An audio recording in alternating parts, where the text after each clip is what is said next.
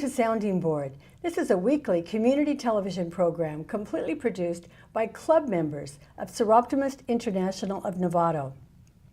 Our organization has as a mission improving the lives of women and girls through programs leading to social and economic empowerment. We try to keep that mission in mind when we plan our programs. And with that, today we have Novato's very own teen clinic. So because it's a cooperative effort, we have two dynamite guests with us. So first of all is Kara Verner. Welcome. Kara is the Director of Operations Planning for the Novato Youth Center. And we also have Susan Wiebers, who's the Director of Clinic Services for Novato from the Marin Community Clinic. So welcome, both of you. Thanks for having us. So we know that the Novato Teen Clinic is a cooperative kind of effort under the umbrella of the Novato Youth Center. So first of all, let's set the stage for our audience and describe the Teen Clinic, where it's located and what's your connection with it. So Kara, why don't you start? Sure.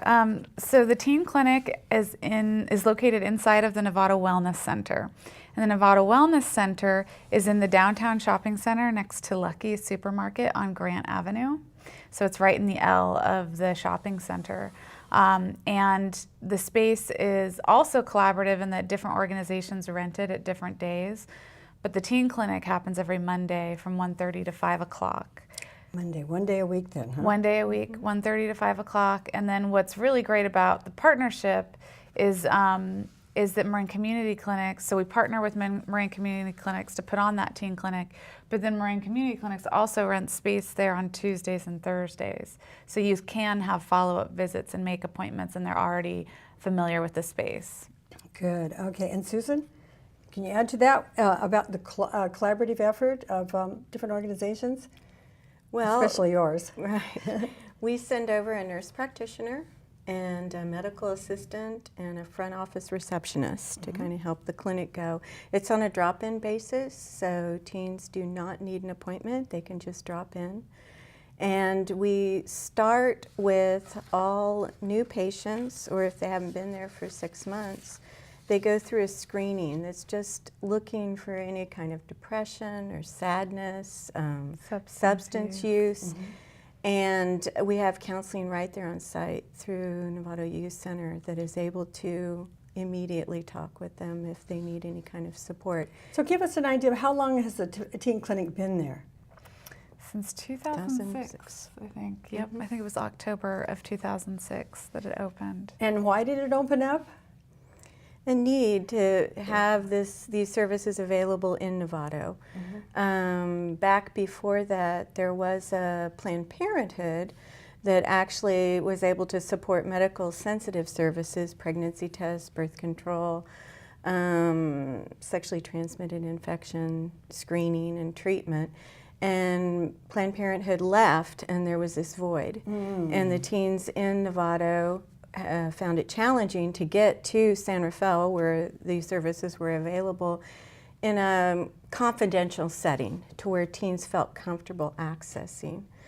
And immediately you saw problems within just the schools, more unwanted pregnancies, STDs, things like that. So it was a collaborative effort to bring these services back into the community and have access for the teens. So where did all the funding come from? Well, my understanding is that the group of people who really planned for this did a lot of fundraising as well. And that group at the time included the Youth Center and Planned Parenthood and the school district and the County of Marin Health and Human Services, and I believe other partners as well. Huckleberry Youth Programs, I think even Spectrum. And so there were grants that were written, I believe, mostly collaboratively, and then were funded. The California Endowment was one of the big funders to begin with, the Marin Community Foundation, and ongoing the California Wellness Foundation. The Isabel Allende Foundation, and she's local in Marin, has been a longtime funder since the beginning. And yeah, I know that the funding had to be raised first to build the space out and make it a teen clinic, and then there's been ongoing funding to help it keep going. Good. So And I think once you also mentioned the Huckleberry Huckleberry Youth Center, they're another nonprofit. Okay, and they helped- do a teen clinic in San Rafael. Okay. Did they also help fund it? No, they weren't funders. Okay. No. Okay, good. But they were partners in it. Okay, so let's say, one of us is a teen and we're struggling with some issues, and we hear about this teen clinic over there in the shopping center on Mondays between 1:30 and 5. So we come wandering in there. What's it like when you walk up there? What do you see? What do you experience? What happens? You walk in the door and there's what? Well, you walk in the door and there's a waiting room, and the teens generally walk up to the receptionist and check in and get some paperwork, and they sit down to fill it out, and then at that point they're greeted by a peer educator. Now we have a team of 8 peer educators, and they come from Novato High, San Marin, and sometimes Marin School of the Arts. And generally the peer educators let them know that they're there for support. If they have any questions, they can answer it. If they need help with their paperwork, etc. And then once the paperwork is turned back in, then the peer educators engage them in different light educational games. So their favorite is Sex Ed Jenga. So I don't know if Sex Ed Jenga? Sex Ed Jenga. Have you ever seen no. Jenga? No. It's a bunch of blocks stacked up, and then you pull one out and you stack it on the top until you can't do it anymore and it falls over. Okay. But each of the blocks has a question on it. So when you play Sex Ed Jenga, you might pull a block that says, what's your idea of a healthy relationship, for example. And then they have to answer it before the next person takes their turn. And what if they don't give what's considered the correct answer? Well, a lot of them don't have correct answers. They're more just to help people kind of explore and talk. Some of them have correct answers, and then they'll give them the answer to it if they don't get it right. Okay. Yeah. Okay. Yeah. In the waiting room, there's couches. It's just a much more relaxed atmosphere. You don't have to play the games. You can sit there. There's also videos, health education videos, and What different topics things are playing. on the videos? Birth control methods. Well, you're the one. Birth control methods is the big one. Yeah. We've had different videos on just like communicating about relationships and sexuality. We had one about a youth coming out, a lesbian youth coming out, and we've had some on that are just sort of geared towards different, like one's sort of like, what does a guy need to know about birth control? But they tend to be mostly about birth control and the different options, because there's so many great options now, and there's a lot of things to consider and sort of making a choice about that. Good. So it just kind of plays in the background. People can get to watching it or play the games, and it's just comfortable. It's not like a regular medical clinic waiting room. Yeah, I mean, sometimes we just play music or whatnot. We like for it not to just be silent in there, because if they come in feeling nervous at all, if they're just silently sitting there and someone's silently sitting, it can be a little awkward. So we just keep it going. We have snacks out. People can. Good. And then after the waiting room, when it's their time, they're called by a color. When they come in, we assign them a color, and that way we're not calling their name out. We really try and protect confidentiality. Oh, good. Like Mr. Green, Mr. Blue? Yes, fuchsia, Good. purple. Some of them are less familiar colors, so that can be funny sometimes. People don't know what they are. We had to think of, Periwinkle. Periwinkle. What is periwinkle? Chartreuse. Yeah. So they're then called back, and as Susan said, everyone who is either new or hasn't been there in 6 months goes through a screen, and that happens with one of our therapists. So there's 2 therapists there at a time, and the therapist debriefs that screen with them and talks with them about any concerns that might bring up. And if the person is interested, then they can schedule ongoing counseling sessions with that therapist. Then they return to the waiting room generally, and if they're new or have certain questions, they also meet with a health educator.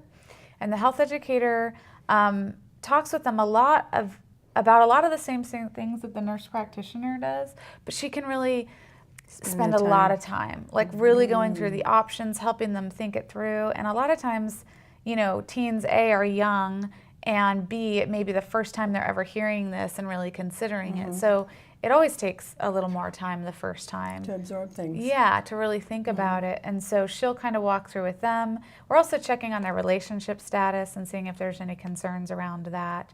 So both the health educator and the counselors may be doing that. And then they go back to the waiting room, and then the nurse practitioner calls them back. And do you want to say a little bit about what The medical what she services does? would that come out of this? And after their interviews, they would find out what medical services are available? Right. I just got to say, with the health education that happens, it's a place not only that they can spend more time going over the options and how to use them, and teens being able to figure out if that method would work for them, but it's also a time that they can ask questions that maybe they wouldn't feel comfortable asking their friends. You know, it's there's a lot of misinformation out there also. So I think that's one aspect that's so different than just going to a medical clinic or a pediatric practice or whatever for birth control or screening for sexually transmitted infections. That time is allowed and it's protected, and it's in an atmosphere that people open up more readily. So when they get to the medical side of it, whatever methods have been discussed or whatever issue has brought them in, then the nurse practitioner goes into that in a more depth situation. Okay, so what kind of birth control information is shared? Well, we talk about birth control, as a lot of folks do now, in terms of tiers. So we really help understand that there's a top tier. There are top tier birth control methods, and those are the most effective. And then there's second tier, and then there's third tier. And we kind of talk about what makes them more effective than others. We also talk about how they work. You're going to have to explain that to me because I haven't heard this. Oh, okay, great. Yes. Well, let me explain that to you. So the top tier methods are what are called long-acting reversible contraceptives. So the implant that goes into the arm, or the IUD, and there's various types of IUDs. Some last 3 years, some last up to 12 years, depending on which type you go with. Also on the top tier are just, vasectomies and sterilization, but we don't talk about that at the teen clinic. So we're focused on, on the implants and the IUDs, because, and the reason they're so effective in part is because there's really no user error. Once it's in, it works. Implants can be removed then? They can anytime you want. You can go back in and have them removed. Hideous process. Oh no, it's just a tiny little, Interesting. Yeah. And we have a model there. They can actually feel what it feels like inside an arm. Good. I mean, it's a model, it's not actual, but and so ideally those, because they're the most effective, we really help people to understand that they can be a really great option for them. And second tier then? Second tier are things like the patch, the ring, birth control pills, the depot shot. And I would say by and large it's the pills that people tend to start with. Really? I think there's just more comfort. More knowledge about them. They've been talked about longer than some of the newer methods. And but we have a surprising amount of youth that come in that are just contemplating having sex and preparing, which is amazing. So. Now, I hate to push you on this, but what would be considered then third tier? Third tier would be things like condoms, diaphragm, foam. Rhythm. Yeah. They're ones that are they're still effective, but they're somewhat less effective, and there can be even more user error depending. And then of course we talk about protection against sexually transmitted infections, because only condoms do that of all the birth control methods. So a lot of times we encourage people to use two. To use their regular method, but also to use a condom. Good. And what about emergency contraception? Does that fit in there? Where would that fit in? Emergency contraception is a contraception. It's just one that you take after an instance of intercourse, and it can work up to 5 days. And it's not one that's on the tier chart that I'm aware of, because I think it's after. But it's definitely something that is effective, and the sooner you take it, the more effective it is. But we have that available at the clinic as well. And Susan, I interrupted you. What were you going to say there? I don't remember. Okay. Well, let's talk more about the mental health screening that goes on. I think this is one of the greatest things we offer to at the teen clinic that's so different than going to a regular doctor's office or medical clinic, and that so many times teens will come to the clinic because they want to prepare to have sex, they want birth control, or they have had an accident and want emergency contraception, or they want a pregnancy test or what have you. But what they find when they get there is it's a screening to help identify any problems that might be in their lives that we can help them with. And I was there Monday, the last teen clinic, and we had 15 teens come in, and 3 of those kids. 15 in one afternoon? Mm-hmm. Wow. And 3 of them actually had contemplated suicide in the last 12 months. So I think it becomes a safety net for our youth here in Novato, and it catches these things before there's real problems, and we can have intervention and really make a difference. Oh, fabulous. Oh my gosh. And we can work with people who don't have insurance, or who are undocumented, or just have really tough family situations and have trouble accessing their own insurance. So I can think of an example of someone who, as a teen, really actually wanted mental health services, and said that her parent was sort of against it, just didn't want to have to pay the copay for the insurance that they had. So we were able to work with her. So teens in particular, they face a lot of different barriers when it comes to accessing mental health. Sometimes the adults in their lives are barriers. Sometimes they just don't know it. Sometimes it's just people think, oh, they're teens, they're supposed to be, having problems. And so that, it takes a lot to help them identify, like, you're in a lot of pain. And this can be really, speaking to us can be really helpful. Here's how we can help. And that we're able to provide that free of charge if need be is really, I think, beneficial too. Well, let's. You mentioned the peer educators who are in the room there with them, the waiting room. Talk a little bit more about the value to the peer educators and what goes on there. Kara works with them quite a bit. So I do. Well, they have 2 roles. So they do the kind of help and customer service and light education in the waiting room, but they're also really ambassadors for the clinic. So they go out and they speak in all of the freshman health classes at San Marin High School and Novato High School about how to access the services of the clinic, what a first visit is like. They give everybody cards so they can remember all the information, and they show a short video. And then they're just there as a resource. So we've had other students text them and ask them questions about the clinic. We've had other students drop notes in their locker. We've had the peer educators have volunteered to just come into the clinic with people who are nervous to come the first time by themselves. Good. So they're really linking people to the clinic. And then once they're there, again, they're in the waiting room, just kind of, making sure it's a youth-oriented, friendly space. So they're truly your ambassadors then to really the 2 different high schools in Novato with a real clear link. That's nice. Very good. Well, do you have any hard evidence that the Teen Center works? Yes, we do. So across the country, teen pregnancy has been dropping since its height in 1991. That was like sort of the height of teen pregnancy. And since 1991, in the country, it's dropped by 56%, I believe. In Novato, in the past 5 years, it's dropped about that much, just in the past 5 years. Great. And so when I was brought on, I was really charged with, we want the clinic to be more accessible. We're seeing an average of 7 youth a week, and we think the need is greater than that. And so we worked with the peer educators, we implemented this big outreach plan, and now we're averaging 10 visits a week.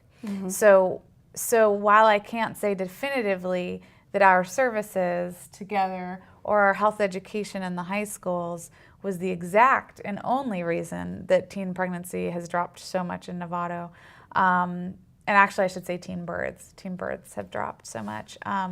But I would like to think that's in part the case, especially given that the visits went up too, and the number of people getting services went up. It makes sense that the teen birth rate dropped.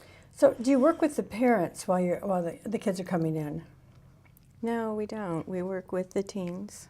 We encourage them to discuss with their parents if they feel comfortable doing so, but we never bring the parents in. It's completely confidential. It's sensitive services. They have a right in the state of California to access They have a right those, in the state of California to be, oh, okay, that's interesting then. All right. So we uphold that. Okay. Very And good. on the mental health side, though, we always meet with them first through the teen clinic, but if they do engage in ongoing counseling, we really try and include the parents, and almost always do. And that's, there's a lot of reasons for that, but I think the main reason is that the therapy tends to work better when the whole family system is involved. So sometimes we're not able to work with the whole family system, and so we don't turn people away if they're uncomfortable with that, but we do work towards that. Do you have a scenario that you would be able to share? Maybe what a typical person might be like? Could you share that? Go for it. Okay. Well, typical is really hard to come up with. I could give you because people come from very different walks of lives. We get people who, on one end of the spectrum, I feel like we've seen people who held hands or sat next to someone and are worried that maybe they have an STI and want to get condoms, and they haven't even done anything in which that could happen. And so that we have some people come in who just want to be really, really prepared, almost overly prepared. And we always enjoy that and, talk with them and set them up with what they need. We do patient satisfaction surveys, and the theme overall is they feel comfortable, they feel respected, they feel like they can get their answers to their questions, and get what they came in for. So I think no matter where they come from, what walk of life, that's what they walk away with. And to your question about the hard evidence, our mental health services, we use an evidence-based evaluation on those and those services, and it's actually administered every single session with every single client. And so, absolutely, it shows that wellness goes up quite dramatically. Have you ever had any negativity from the community on what you're doing, or you're interfering in the lives of kids too much or something? No, Nothing? not specifically anything. Good. Well, you know what? You're going to be surprised to hear this, but we don't have too many more minutes left. So if you have any last-minute thoughts, or you want to summarize something that would be important to our viewing audience, this would be the time to do it, and a couple minutes each. Well, I think teen clinics have shown that it helps with access for services. It helps with wellness of the teen. Recently, someone said to me that if it wasn't for the teen clinic, they probably would have been a very young pregnant mom and not been able to go to college. So I think it's something that we want to continue with in Novato. And on that note, in our satisfaction survey that Susan mentioned, we ask, do you feel more comfortable coming to a teen-only clinic like this one rather than one that also serves adults? And overwhelmingly, they say, yes, we feel more comfortable at a teen-only clinic. We see over 300 youth every year. It's really, really well utilized. And, I guess I just want to impress upon people how needed it is, because even if a youth comes from a family with means and resources and has health insurance, that teen may not be able to talk to their parents or may feel uncomfortable. And with a clinic like ours, they're still able to access birth control and STI testing and mental health services and things that are really fundamental to their, to their success. So we really see the need, and we see how utilized it is. And so, any support anyone can offer to enable to help keep us going is always appreciated. We operate a lot on grant funding, and so are very, very thankful for and appreciative of our funders. So if anybody had some support or money sitting around in their back wallet they wanted to share with you, how would you suggest they get in touch with you?